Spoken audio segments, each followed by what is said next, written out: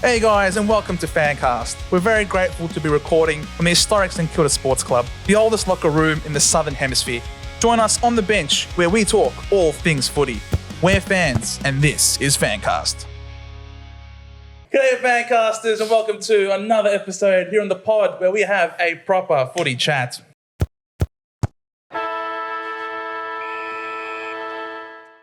Today we are joined by a couple of special guests who are entering into the vodcast area for the first time or very early into your careers, but very, very heavily involved in the Instagram and audio space. We've got Jack and Bailey from Geelong Insider. Thanks so much for coming on, boys. Thanks for having us on. Appreciate it. Excellent. This was definitely the first time that we recorded that. But we carry on because you guys have come in at a great time. You guys have just come out and said, stuff you AFL, stuff you all you pundits. You think you know Geelong, you know shit. We're good right. still.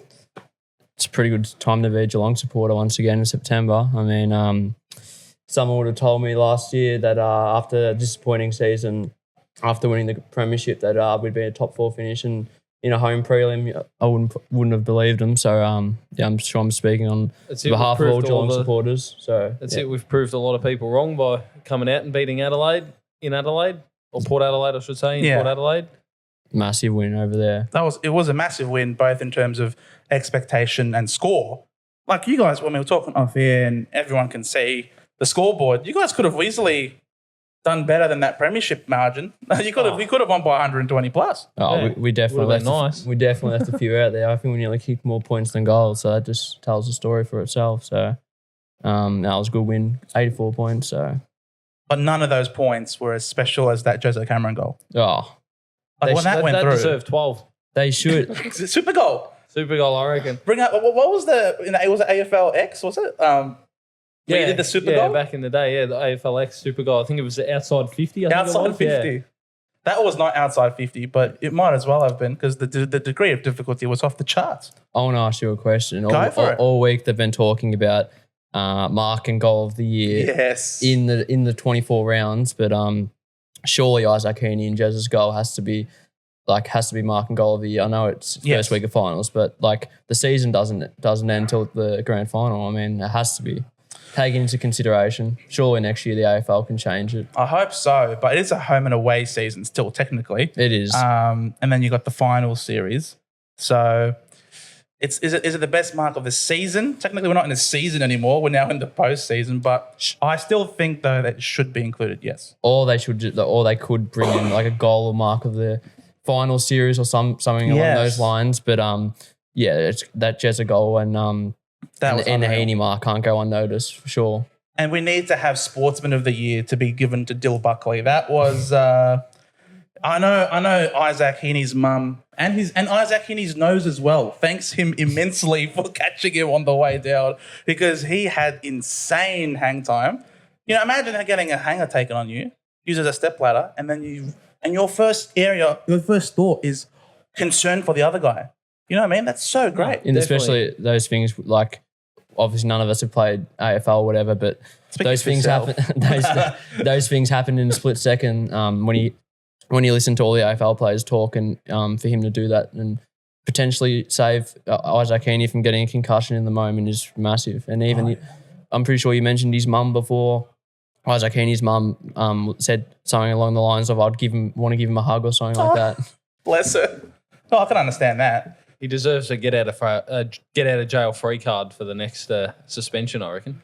Can we apply that retrospectively? Can we apply that to the suspension he's already had? Because I feel like it's a shame for him to be ineligible for the Brownlow this year. Definitely. That sucked. It's going to suck if he wins, and I probably won't win it though. I know, but you never know. He has had a good season, but there's a couple other players who'll be stealing votes off him from Carlton and Collingwood, the likes of Cripps and Dacos. So it'd be interesting. Lockie Neal's got to be up Lockie there. Neal as well. He can't win a third Brownlow, surely not. 3 for You'd be Chocky. surprised. Yeah, it's possible. Everything's possible this year. But unfortunately, Bahini's missed 2 games. Plus, he's got maybe Warner taking points of him. Goulden as well. Goulden's had some good games here and there as well. So yeah, it's hard to see him polling at the top of the charts.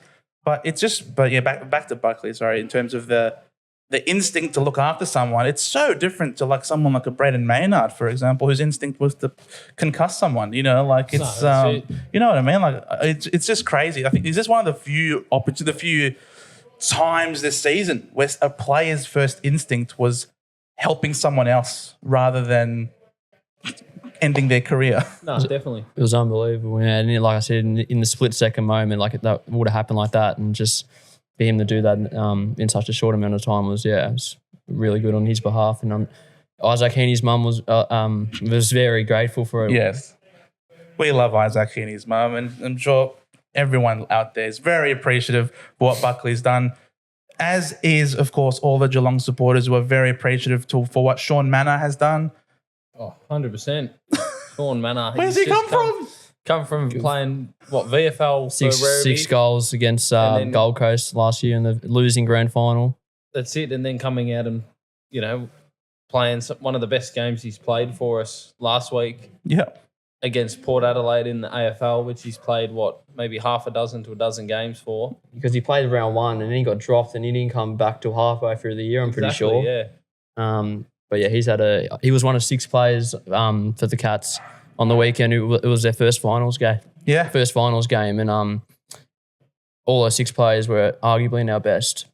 So it was unbelievable for those first year boys and first finals games to stand up in the big moments. And that's the thing. Like, we always talk about Geelong as being that old, ancient team that always is like a nursing home for players later in their career to go. And that's what we saw the Mad Monday celebration after the flag, where everyone came in as the senior citizens. You know what I mean? Like, that was top-notch banter right there. But as you're saying, you've got all these young players who have come in, integrated into the team, didn't do it the easy way. They've had to toil their way in the VFL, and they come in ready to go, ready to impact on the biggest stage and against a hostile crowd away in a final where it's crunch time, and they come to the fore. It's just like, you guys know how to keep rejuvenating your list without going through a rebuild. Yeah, no, credit to our list manager that organises all of that. I can't think of his name. Stephen Wells is the GOAT in that department. I mean, Sean Manor was picked 30, like kicked 6 goals in the VFL. No one else wanted him. Yep. Even the likes of Lawson Humphries was playing in the seconds in the waffles. And we got him through the Radigalia trade. I mean, Port Adelaide didn't want to give us a pick in the 60s. They were being very protective over it, and Geelong kept demanding it, and they finally gave in, and we used that pick to get Lawson Humphries. I mean, first finals game of the weekend, and he just, like I said, all those players were in the best, and he was definitely in the top 4 or 5 players on the ground. He was unbelievable on the weekend. The composure is just off the charts. And I know we were talking about it here on the pod last week with the news of Tom Stewart being laid out. I know they reported it was a hammy. Then someone's mentioned that it was illness. Yeah, I heard that there was an illness involved too, I think because I know the hammy happened week prior against West Coast. West Coast. Sure. He had a bit of hammy tightness, and then it was registered as that, but then he was given the all clear to play. Okay. And then was once again laid out and with no reason. So I think there was a bit of controversy between the 2 different stories. I'm pretty sure Chris Scott said pre-game that the hamstring was it was a bit of a risk playing him, and they were thinking of not playing him. And then when he woke up the morning of the game with the illness, they said, no, it's not going to risk him. Obviously, we've got the double chance anyway. So worst case scenario, if we would have lost against Port Adelaide, he would have played this week. So yeah, it was the right decision not to play him in the end. In the end, he's not going to play this week either. So all the rest up, Tommy boy. He's got the week off now. They come back the following week in tip-top shape, because you'd be playing the winner of GWS in Brisbane. You'd be hosting them here. You'd really want Brisbane to win then, wouldn't you? Because Brisbane really struggle at the MCG. Well, especially this year, it doesn't matter who you play. Care. It's going to happen. You're going to win the flag anyway. You got to be the best to be the best, I guess. Either way, it's an interstate team that we're playing at the MCG. Whether it does end up being Brisbane or GWS, they're both interstate teams. So we've got 50-50 chance either way anyway. So if you go either way. Are you annoyed that it's guaranteed not going to be at GMHBA? Oh, I'm sick of answering this question on I'm the sorry, Insider. I'm sorry. Everyone's It's my first time asking it. I'm sorry. I know. Everyone's I always. won't ask you anymore. I just get sick of hearing about it. It's so unfair for, like, GWS are playing a semi-final this week against Brisbane, like you said, and NG Stadium holds 20,000 people. They get a home final. GMHBA, we've done the redevelopments obviously the last off season with the Joel Selwood stand being done, and the capacity has been boosted up to 40,000, and we're still being knocked back for home finals, and it's just so unfair. It's like, I mean, I don't mind playing at the MCG then because that's where the big dance is, but in terms of fairness across the competition, I just think it is unfair for the Geelong boys. But like playing at the MCG is not a bad thing, especially if it is against an interstate team. But it is definitely unfair. I mean, I think from a Geelong standpoint, if you're playing against the Giants, you should be happy you're playing at the MCG because they match up very well against you at GMHBA. They do. They've beaten us the last 3 times, I think. Yeah. So if it was at Geelong, you want Brisbane, and if it's at the MCG, I think you still want Brisbane. But hey, that's the mentality of a winner. You just gotta, if you want to be the best, got to be the best. You got to beat the best, especially this year. That's it. Yeah, 100%. Which is really impressive for us Essendon supporters. Oh, excellent! We're playing against Melbourne without Max Gawn and without Petrarca. We're a chance. Freaking hell no, we're not a chance. We're no chance. We're never a chance. Come on, boys. Got to get better. Hopefully 2025 is a different sort of year. Hopefully 2025 is a different sort of year as well for a bunch of other clubs which have unfortunately really bombed out of these final series. I mean, we could talk about Carlton first, but I want to let that marinate first a little bit more. Let the Carlton fans feel that just a little bit more. We'll start off with the Bulldogs. I think, because their list is much better than where they've ended up, in my opinion. 100%. And that list is about to get worse because 2 players want out, and I don't blame them. Bailey Smith coming down the highway. Mate, it's been like 18 months in the work, hasn't it? It has. Andrew Mackie was being seen catching up with Bailey's manager at cafes, and everyone was denying it. And like you said, it has been a year and a half in the making. So let's hope now that he's requested a trade. Once the season's done, he can nominate Geelong and the deal gets done. But I did hear on the radio that Bulldogs are going to play hardball with the trade. They always play hardball. So I think we have... Can't expect them not to, yeah. 100%. Of course. I think Geelong have pick 16, but it will get knocked back to the 20s because father-sons and all that. So the Bulldogs, I think it was reported that that's not going to be enough. So it's going to be interesting to see what they want. I mean, pick 20 seems fair enough for Bailey Smith, considering he's coming off an ACL and he wasn't playing his best footy. Off-field indiscretions. 100%. Some call him Bailey Sniff, based on... Used to. If he's coming to Geelong. He's coming to Geelong. He'll be... We turn him into winners down there. The problem is the Geelong uniform has white lines on it. Might get distracted. Well, Tyson Stengel was in that. Good comeback. Tyson Stengel was in that category. Well done. Even like a couple of weeks ago against North Melbourne, he had the incident at one of the Geelong nightclubs where he was found unresponsive. And I think the club and Chris Scott and the leadership group did a good job of putting that aside. And since then, him and the team have played really good football. I think he just had too many beers, mate. That's all it was. Well, we don't know what's happened. But and now he's kicked too many goals. That's it. He had a ripping game again. A beer a goal. A beer a goal, potentially. Hey, there you go. Is that the incentive? Is that the incentive nowadays at Geelong over there? Maybe for him anyway. Maybe for him. Jezza Cameron, he kicked the bag, kicked a few. I'm pretty sure Jez has also done that beer celebration. When was that? Was that against Collingwood? In the grand final against Sydney. That was his last goal. He slotted one from about 45 out on the slide angle. And very similar to Ginnivan's. Very similar to Ginnivan's. But unlike Ginnivan, Jezza did it in a grand final where the game was over. Yep. Ginnivan's got 3 more wins to get to the promised land, and he's already putting tweets out on. He's already putting Instagram comments out saying "See you in 14 days" on Brodie Grundy's post. So it'll be interesting to see how the Port Adelaide players react to that. Assuming Ginnivan's thinking to himself that he's gonna just win this week against Port. So I think Sydney will be laughing. I think Port will go after him on Sydney Friday will night. definitely be laughing. If thinking Port of don't go big after him. physical game between Port Adelaide and Hawthorn, especially with Ginnivan. Yeah.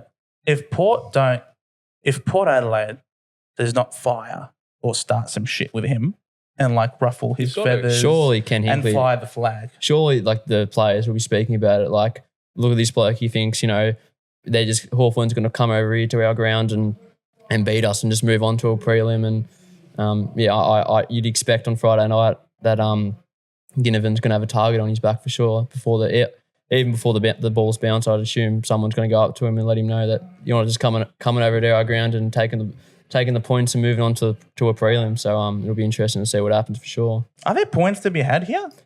I don't think there's any more points anymore. You know what I mean? Expression. They're going it. Mate, you guys brag for Geelong and you're having it way too easy, all right? I got to find every little poke I can get because you guys are just absolutely flying at the moment.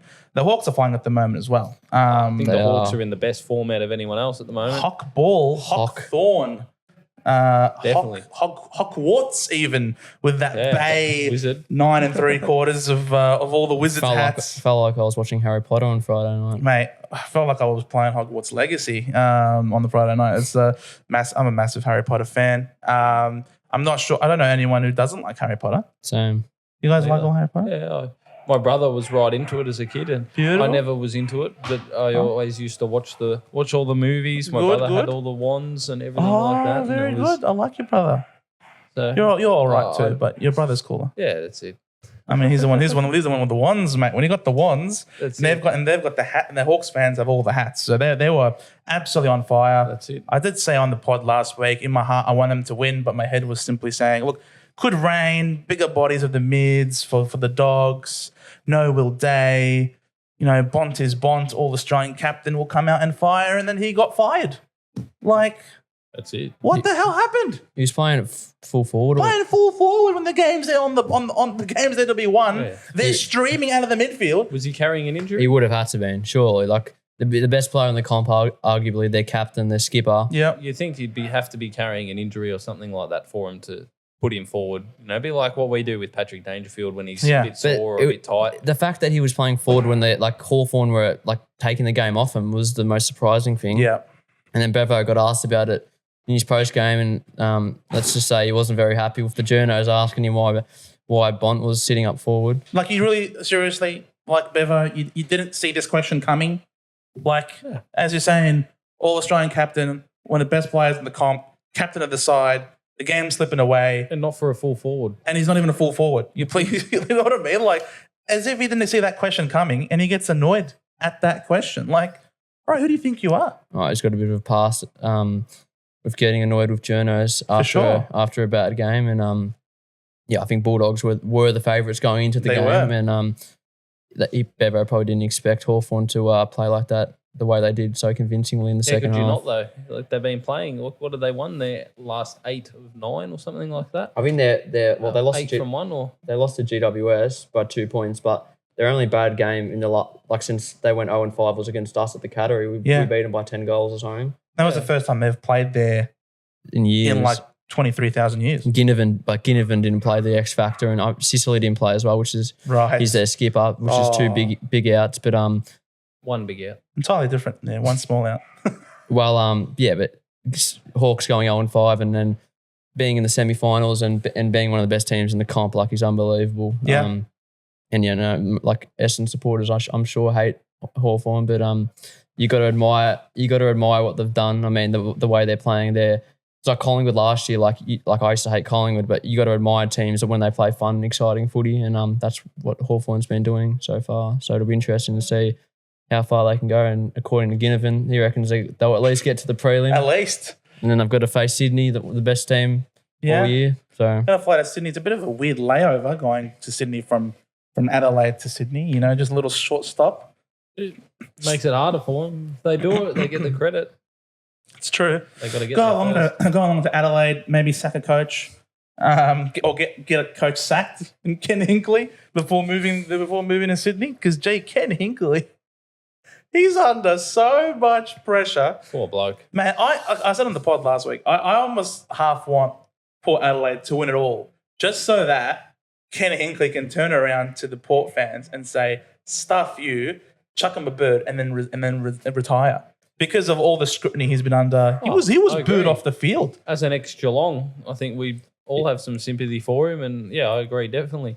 Doesn't matter how much you like or dislike someone, you don't want someone to be treated the way he does. And I just get annoyed with these fans, you know, players or coaches, they say all this stuff about him and say, "I'll sack them," or get rid of him and all that sort of talk. And like it just it really would annoy Ken, and not only Ken, his family and all that. Of course. And they put a sign up at Alberton on the thing saying sack Hinkley, which wouldn't have been good even for the players. I mean, they're still alive in the season. They've still got a game this week. That's it. It's not like they're, you know, the West Coast, North Melbourne of the league. They're not sitting They down. finished top or Richmond, 4. I should say, Finished for this second. year. They finished second on the ladder. And they're still complaining. Like, I just don't see what the logistical point of that is. Like, you've got a coach that's coaching. It's a good side, a scary side to play over in Adelaide, to a second place finish in the league, and still asking for the coach to get sacked.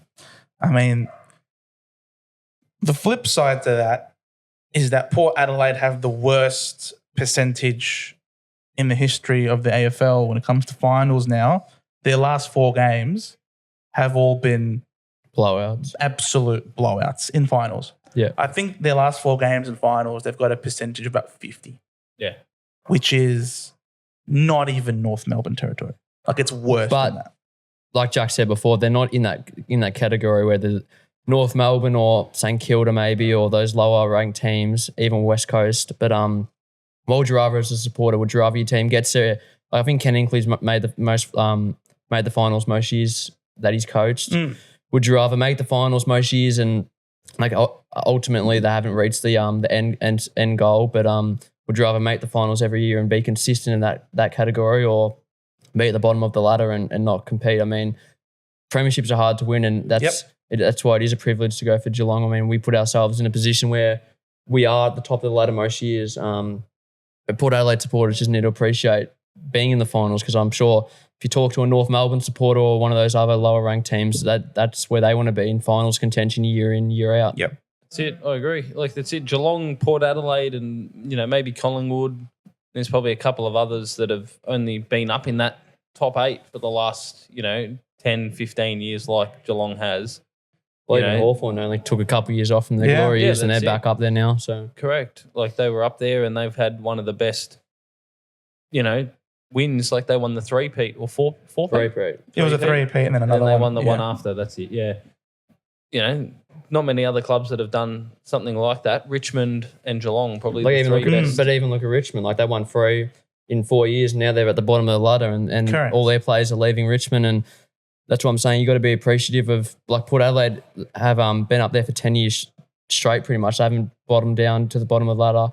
They missed the finals a couple of years ago, but like Geelong, we missed the finals last year. And because we had got a good coach at the helm, we're back up there, and Port Adelaide are back up there this year, finishing second. And we just took a rest. They had a bad night on Thursday, but I'm sure they'll bounce back this week against Hawthorn. Mate, they're going to have to, because, Hawkwarts, the magic of Hawthorn is rolling into town. We spoke about Ginnivan. He reckons it's a foregone conclusion. It's going to happen, but, obviously, proud group in Alberton hopefully should have a strong bounce back and really give us a fair shake, because, I mean, outside of the GWS game and GWS Sydney game on the weekend, they're all basically all blowouts. So we'd like a more entertaining week of football, I think. Well, I'm not going to complain about the Geelong Port Adelaide game. No. It was pretty nice seeing Geelong blow Port Adelaide out. But definitely. I was like I said before, I was expecting Bulldogs to win, and I think most people were. And that Sydney GWS game, I'm not sure if you boys watched it, but did. that was one of the best finals games I've watched in recent times, at least. I mean, for 2 teams to go all the way down to the wire, that's what you want in finals footy. So exactly right. Let's hope for the rest of the finals, except for the Geelong games, that they're all nice and close. And yeah, it's been an amazing season, and there's still 3 weeks left to go. So let's hope it's nice and tight. It's been a really wide open race all season long. Still a bit open now. Obviously the Dogs are gone and the Blues are gone.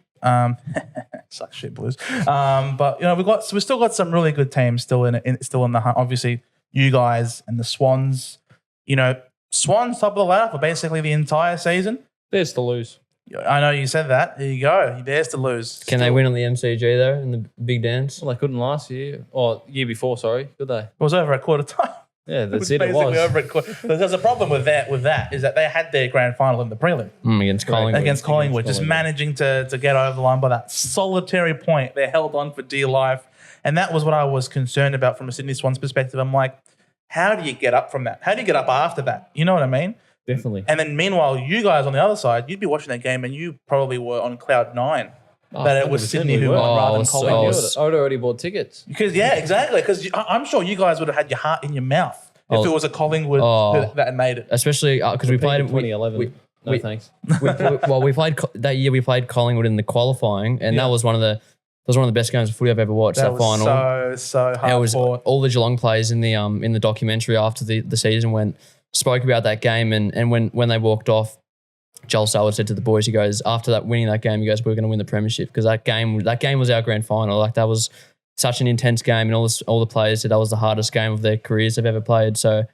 And both teams really lifted for that. I mean, Ash Johnson kicked the ridiculous one from the boundary, and then Jezza responded with his one from the boundary. Like, it was just one-upping each other. That was just top-notch stuff. In front of a packed crowd. It was just, in front of a packed crowd, 100%. I mean, even the 97,000 on the weekend for the Hawks and the Dogs. Now, big game. It wasn't all Hawks and Dogs. There was a lot of neutrals in that crowd as well. I had a few mates, Don supporters, my boss, the Carlton man, he was at the game because that was the only final in Melbourne this week. So was. A lot of neutrals. Even Steve-O was there. Even Steve-O, and he's a Hawk. What are you doing, Steve? No, I'm just joking. No, of course, you were supposed to go there. You were a Hawk man. I'm very happy for you, Steve. But no, honestly, it was such a great game to watch. It was great to watch Brisbane as well. I thought that was absolutely wonderful from an Essendon's perspective. I think everyone that didn't go for Carlton was happy to see Brisbane pump them. It was almost like an ABC, anyone but Carlton sort of policy. That was wonderful. Do you think they should have brought 6 players back? Oh, yeah, they should have. I wish they brought even more. Might have been 80-0 at halftime in the first half, potentially. No, that was wonderful. I can't fault Michael Voss at all. That was a perfectly executed game plan.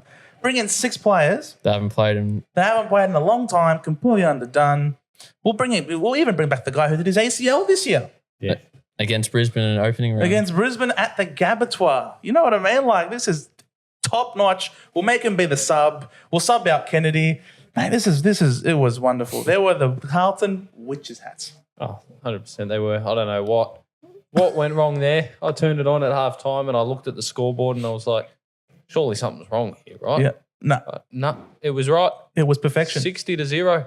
Like, what? It's a record. Longest ever time taken in a final to hit the scoreboard. Wrong type of record, Carlton. But they broke one, so that's good. For all the other 17 teams, it was music to our ears and eyes. It was such a good game to watch for a neutral spectator to see them get smashed and the game being over at halfway through the second quarter. Yeah, no, that was awesome. And not entirely sure how Brisbane would feel with the margin being relatively close towards the end. Obviously, Carlton piled on the goals in the end and made it a little bit interesting in terms of the scoreboard being a bit more flattering for them. But did Brisbane take anything out of that, or like in terms of the margin, the final margin, or do you feel like they know that when the game was there to be won early in the piece, they smashed the shit out of them and they can move forward? I think, like you said, Brisbane, they started like a house on fire and they put the game away halfway through the second quarter, even maybe quarter time, the game was over. Especially at home, Carlton weren't going to come back from such a half did. Like when they were in 35 points. It was 5-5, I think. 5-5 to nothing. For Carlton to come back after being 60-0, like they weren't going to, like they would have been probably the biggest comeback of all time, if not close to it. But I think the thing that's going to let Brisbane down is their goal kicking. They're so inaccurate. They're the most inaccurate team in the comp. Yep. And in big games, good kicking is good football, and especially in a close game, you need to kick straight. And Geelong didn't do that on Thursday night, but lucky enough, we found a way to keep trying to hit the scoreboard, and we put enough goals on the board to eventually blow them out. But like Brisbane are going to GWS this week, and they're going to play a really good team in GWS who probably should have won on the weekend. Yes. So they better kick straight in Sydney because otherwise think the Giants will run all over them. Yeah, I said in the pod last week, I don't think that Brisbane are a realistic chance of winning the flag because I can't see them kicking accurately 4 weeks in a row. Yeah. To win it all. But it's been not just a thing that's went on like for 1 or 2 weeks. It's been like the whole year they've been kicking so poorly, and I don't know what's going on. Whether they're not practicing and training it enough, or whether it's a mental thing. But yeah, especially this time of year, you need to be able to kick straight because in big games and when the game's close, you need to hit the scoreboard when it counts because otherwise the opposition's going to go down the other end and do what you can't. So, yeah, they definitely need to improve that if they're going to win this week and go on to the prelim and then the granny. We saw that from the Swans. You can't give him half a sniff. No. You give him half a sniff. I don't know what they do pre-game, the Swans. I don't know if they rock up or... I remember the Sydney Geelong game. I remember... Like we were heavy underdogs. They were the top team in the comp, and we kicked the first 6 goals against them. And thought, how good's this? Potentially game over, and then Warner, Heaney, and Goulden come out in the second half and just went bang, bang, bang, and they put multiple goals on us, like they have most games this year where they have been behind, and yeah, they're I don't know what goes on with Sydney. I mean, they only play a quarter of football and they win a game, so all they need to play, I suppose. That's how good they are. But how scary would it be if they did that for 4 quarters? I mean, they can't is the thing, clearly. But I don't think they've done it for a full... I mean, even when they were nigh unstoppable, they still weren't doing it for 4 quarters because they were historic. They've been known for having horrible first quarters all year long. Their first quarter has been their biggest Achilles heel. Do you reckon it's a mental thing? Or do you reckon it's a training thing? Like, I was listening on all the footy shows there, asking each other like what's going on, and that is a really good question because surely they've addressed it within the 4 walls, like what's going on, and it has to be a mental or a training thing because to do it week in week out, not rock up in the first, like GWS should have been 6-7 goals up on the weekend. They were only 4 goals up, and they left the door open, and like Sydney do, they come back and kick the door down in the last quarter and just go over the line. But yeah, I'm sure. Well, hopefully, if the Cats do run into him in the granny, they leave the door open. If they do, hit the lead, and hopefully we learn from our round 12 clash against them. And the crazy thing is that was the first time that the Giants under Adam Kingsley. That's the first time that the Giants under Adam Kingsley have lost whilst being up at 3/4 time. They were 23-0 up until that point. And I'm just thinking, now that you've brought that stat up, they are for sure going to lose. That was the absolute It happens every time. Every time. The commentators curse. They put the moz on them, and it just happened. They choked. They choked in the end. I thought they were going to get up when Cal Ward kicked that goal. Big time goal. I thought they were up. Massive goal. So I felt so happy for him. Deserved it. Inaugural Giant. He had a ripping game on the weekend, and then I thought maybe Keith afterwards took the mark, absolutely shanked it from about 40 metres out, left the door ajar, and the Swans. You can't leave the door ajar with the Swans. But cannot. You got someone like Heaney who can pummel that ball from 60 metres out on the run. Would you rather be up by 4 or 5 goals in the final, or would you rather be chasing? Because teams this year and even last year, Collingwood kind of started this trend where being up by 4 or 5 goals 5-10 years ago, like the game was pretty much over. Now, like, doesn't matter, like 4, 5, 6 goals up last quarter, it doesn't matter. Teams can score so quickly these days. And with the 6-6-6 rule, 100%, you can't flood. I think it just depends on the club that you are. Like, if you are a mentally strong team, you'd rather be in front. Yeah. Because you can hold them off at bay, you can take time off the clock, you can follow your system. But if you're a mentally weak team and you're in front, you are very prone to shooting yourself, especially when the other side gets on a roll, because they're throwing caution to the wind. They have to do all they can to win. They might change momentum in their way. And then if you're not a mentally strong team, you can capitulate under that pressure and get caught up in the opposition, and you sort of give it up. So it depends. Like if you're at Essendon, you'd much rather, for us, we're not a mentally strong team, I'd much prefer, if I'm talking from an Essendon perspective, rather be behind, throw caution to the wind, play fast, attack the game, because that's when we're at our best. I don't know, Geelong, I think you guys might be better at holding up defensively. Yeah. I reckon. And, as opposed to trying to throw caution to the wind and catch up. Yeah. Not that I'm saying that you can't, but I feel like with your experience and your level heads, especially behind the ball, you can control the game, take the sting out of it, and you've got good kicks where you can find those uncontested marks here and there. Yeah, no, I definitely do have trust.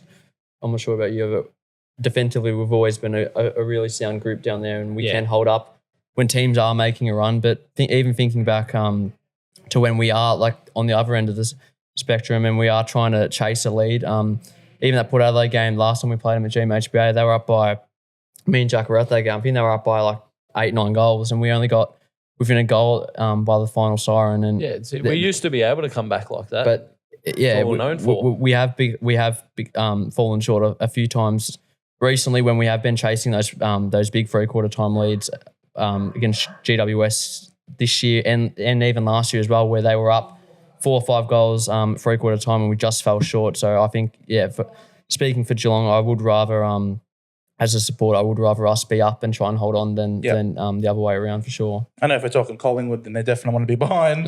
If you're Collingwood, 100%. Comeback kings.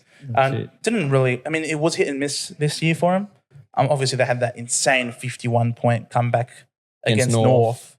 Like, how the hell that happened? Obviously, a bit of luck to not have a 50-metre paid against you in the end there. But as an AFL team, it's a bit embarrassing to be up by nearly 10 goals and that would have been a similar story if Carlton come back against Brisbane. Like, correct.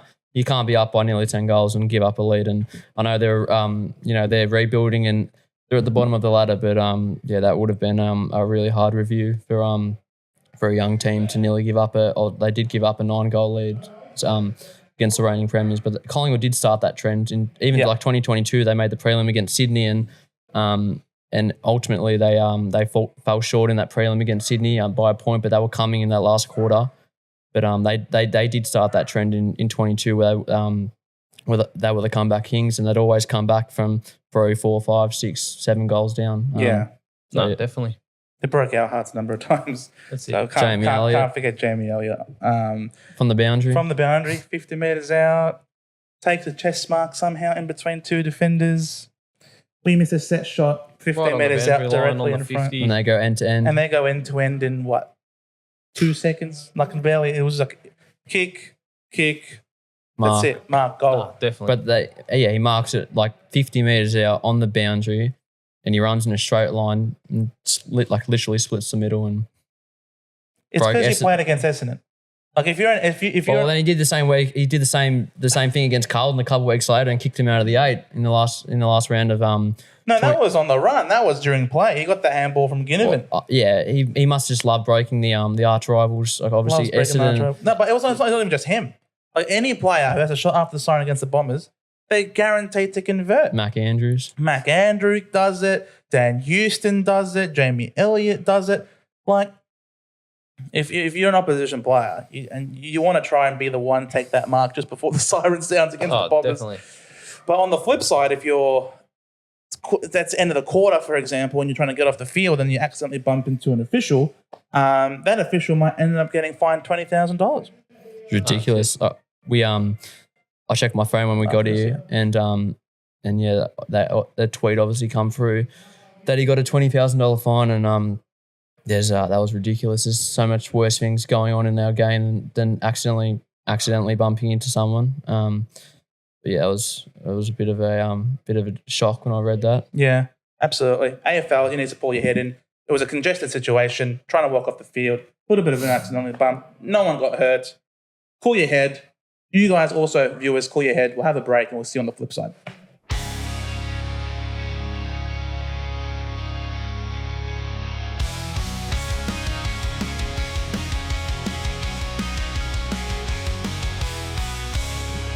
And we're back, ladies and gentlemen. I hope you all had a wonderful break. I know we did, and we feel very much relieved for having done so. Now, you boys, Geelong Insider, tell us, where was the inspiration to get this up and running? You can go, Bailey. You were the one that started it all. Well, through mutual friends, I got the account off a fellow Geelong supporter, and I was just trying to live up to his legacy. He's obviously done a really good job. He created the account, and he did a lot of content and a lot of coverage for all the Geelong supporters, whether that was updates, teams, all of that. So when I saw the opportunity come up and I got in contact with him, I knew it was an opportunity too good to give up, pass me by. So I got in touch with the bloke, and we made it all happen. And I just saw so much potential with it being a mad Geelong supporter and having so much love for footy and AFL and the content creation sort of stuff. Got in contact with Jack and pitched my ideas to him, and we've launched our own podcasts on Spotify, and it will be coming to YouTube next year. So stay tuned for that. We're doing a lot of work. Obviously, there's only a couple of weeks left of this season, but we're putting in a lot of work in that space. And next year we'll be expanding to YouTube vlogs and all that sort of thing. So we are expanding, and it's exciting times for both me and Jack. Where we are really enjoying it. So, it would be an absolute shame if your wonderful, handsome faces wasn't being viewed by Geelong females. Oh, maybe, like, actually, you guys got misses, so probably better. I do. Bailey here, single. Oh, to all those single Cats ladies out there, we've got one content creator up for grabs.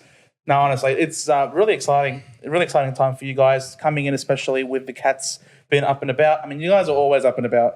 Whenever you decide. Well, last year we weren't. It's give us a break. Honestly, you guys are up there all the time. But I mean, regardless of when you decided when you were going to start, seems to be a decent time because you guys are never down. Well, very rarely down, but for the most part, you guys are mostly up. Well, that's why we did aim to launch the podcast like at a really good time, being the week before, last week on the eve of the another final series for the Cats, and we launched the first episode a day before the Port Adelaide game. So we do hope the Geelong Insider fans enjoyed listening to it, and a new episode will be coming this week and for the weeks to come for the off season and next year as well, weekly. But it was a really exciting time to launch the podcast, and let's hope there's still a couple more wins to go and we can be reviewing a grand final win, hopefully. Another grand get a final. player on there. Oh, definitely. More than one, hopefully. More than one, yeah. Get a bunch of the boys on there with their medals. Get someone 100%. who's Norm. Tanner Bruin, we're coming for you. Mate, he looks like your cousin. I reckon he might be. You got a bit of Tanner Bruin in your face. I reckon Tanner Bruin has a hairline like Jackie boy there. Jackie, leave it alone. Doesn't look that bad today. Had to do all the makeup, mate, to make it look good. That's it. Yeah, that's it, mate. We got Dave, mate. You hooked us up with a wonderful makeup crew over here. Thanks so much. It's all thanks to one. But yeah, honestly, thank you guys so much for coming on. You guys got 11,000 followers on Insta. Yeah, and growing. And growing all the time. So we're trying to get bigger. So they're trying to get bigger. Hey, bigger is better. I tend to live by that rule. You and me both. Maybe some things should be bigger than others, but yes, thank you guys so much for watching. It's been an absolute pleasure having these guys on. If you are a Geelong supporter, just a supporter of footy, don't have to be a Geelong supporter. If you can tolerate the Cats, then you can head on over and check out the Geelong Insider boys. A lot of work to come. You guys were telling us that we picked up on you guys very quickly. And got you on here. We have a knack for finding great talent. So you guys have got an incredible future to come, and you are more than welcome to come onto FanCast at any point in time. Thank you so much for having us. It's been an honour. Excellent. Stay tuned, guys, because we will be going through the tips, just the tips for the semi-finals. So make sure you like, subscribe, hit that notification bell to make sure that you don't miss out on that. Follow us on all the socials, as well as on Spotify. If you don't want to see my face and prefer to just hear my voice, Spotify is a much better alternative because here on the bench we have a proper footy chat. We'll see you all in the next one.